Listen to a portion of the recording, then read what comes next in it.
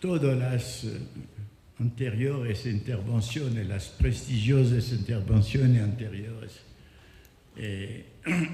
mi intervención son complémentaires et mi intervention sera complémentaire a ellas.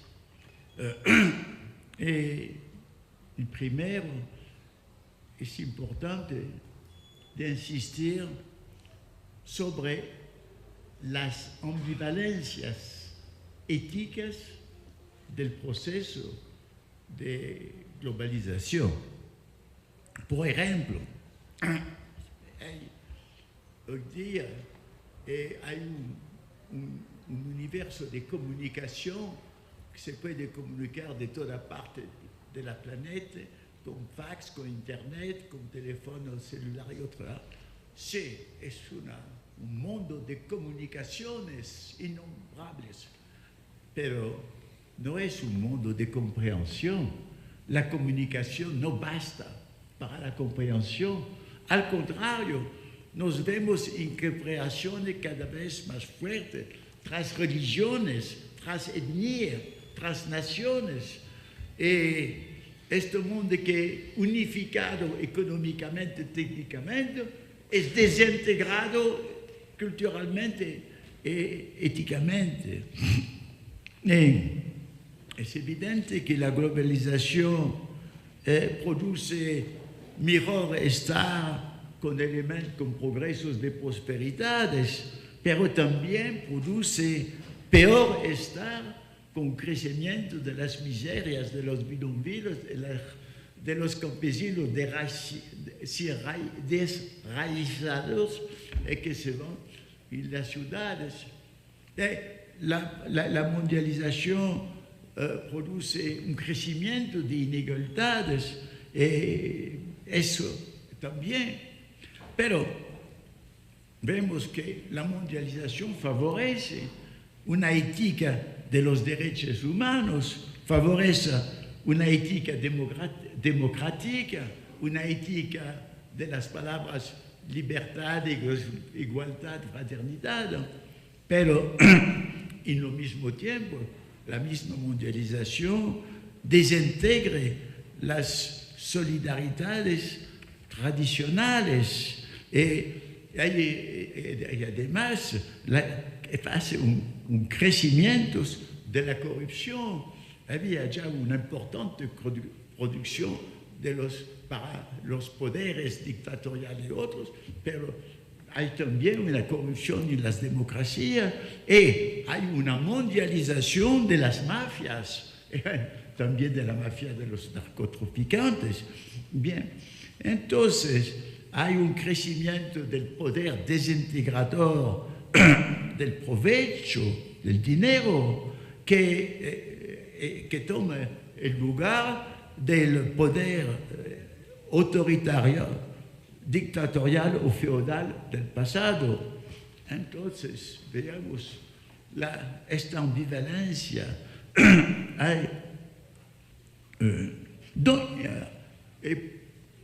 También culturalmente hay un proceso de homogeneización que tiende a destruir las más tradicionales, antiguas, tal vez ricas culturas, pero también la mundialización favorece estas culturas que permiten su difusión en el planeta. Por ejemplo, estoy personalmente un aficionado del flamenco, del canto hondo andaluz, y cuando era en Andalucía mucho tiempo, era el momento de la desaparición del flamenco, porque era una cosa de los viejos, los reinos. Pero son algunos jóvenes que han buscado hacer la resurrección de este canto, pero se dice, casas de producción, de grabación, han utilizado las grabaciones de los grandes cantadores de flamenco y ahora, con la difusión mundial del flamenco, hay también un progreso cultural. Y como ahora por las películas, se ve que hoy día no hay únicamente una hegemonía del cinema americano, que es verdad, pero a los cinemas sudcoreanos, al cinema iraniano, al cinema turco, y no hablo de hoy día del cinema de los países de América Latina. Bien.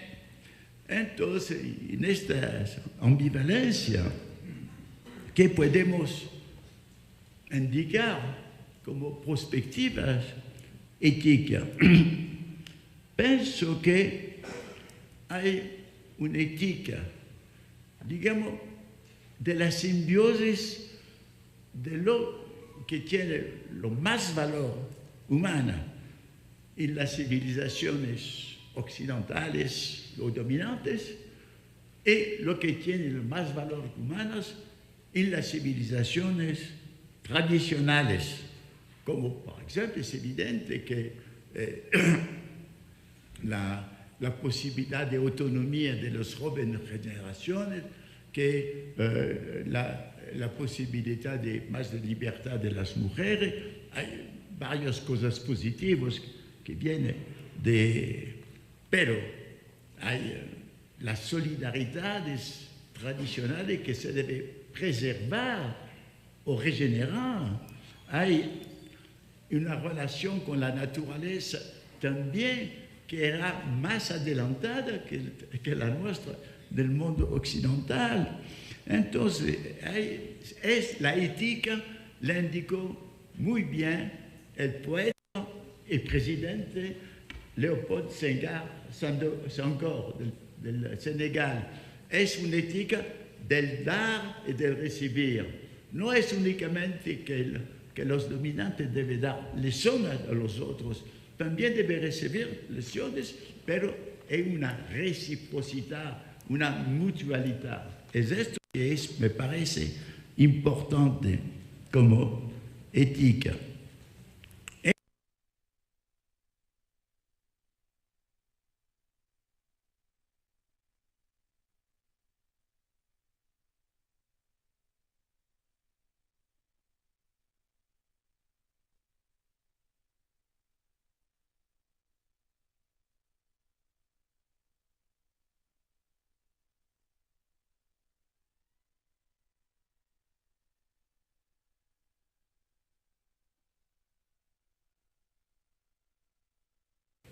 Pero era una idea abstracta, porque los latinos no conocían a los chinos, no conocían a los africanos.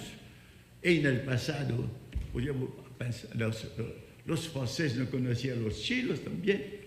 Hoy día, en las interacciones, en las comunidades de destino, en la situación donde la humanidad encuentra los mismos problemas vitales, mortales, los mismos peligros, en esta comunidad de destino, la ética humanista se volvió concreta, porque ahora hay una ética que vale para toda la humanidad.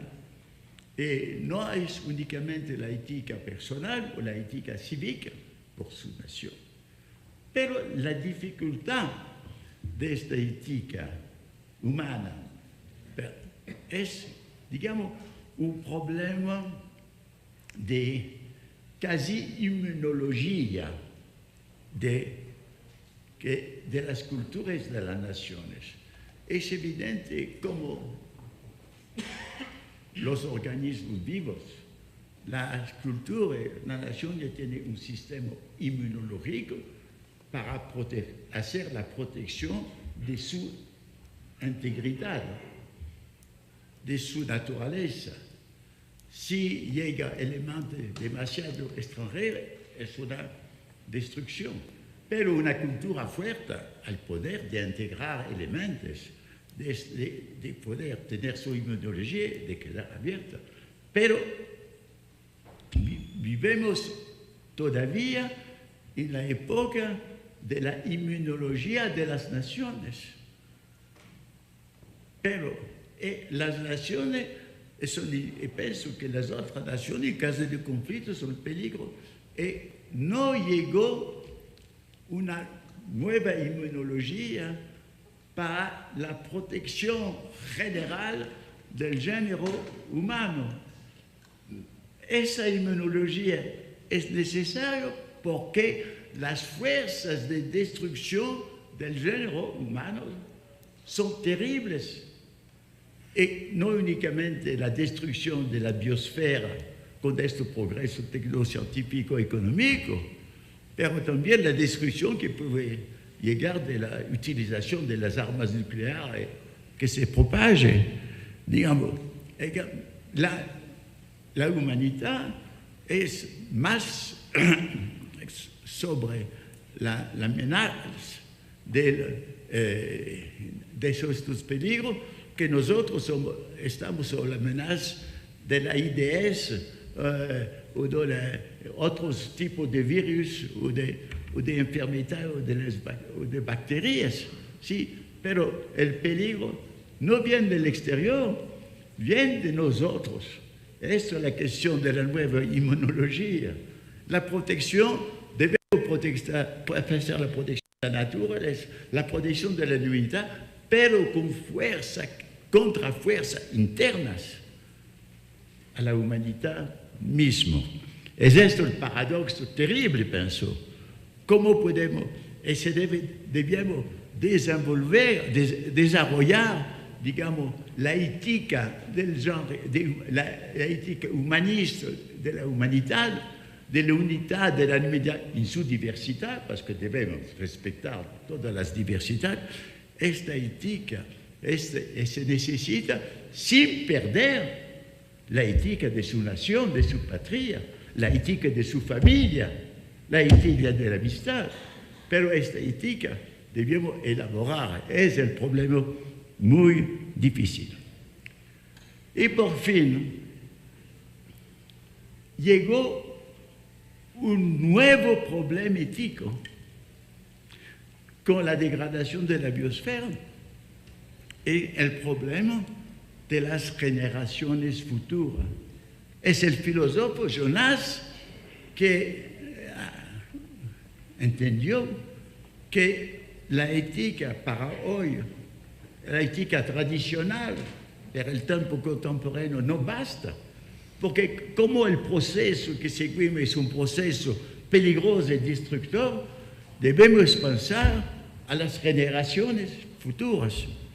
Y aquí un nuevo paradoxo. Y voy a acabar con este paradoxo para sus meditaciones, porque de esta ética general volvemos de nuevo a la ética de la educación y de la formación y de la conciencia. ¿Qué tierra vamos a dejar a nuestros niños? Primero. Segundo, ¿qué niños vamos a dejar a la tierra?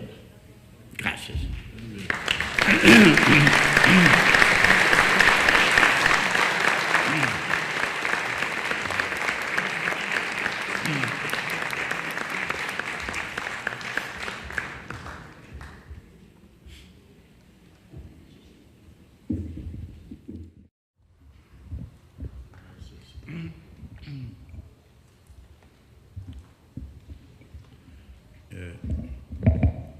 Todas las anteriores intervenciones, las prestigiosas intervenciones anteriores, mi intervención son complementarias y mi intervención será complementaire a ellas. El primero, con teléfono celular y otro, sí, es un mundo de comunicaciones innombrables. Pero no es un mundo de comprensión. La comunicación no basta para la comprensión. Al contrario, nos vemos en creaciones cada vez más fuertes, tras religiones, tras etnias, tras naciones.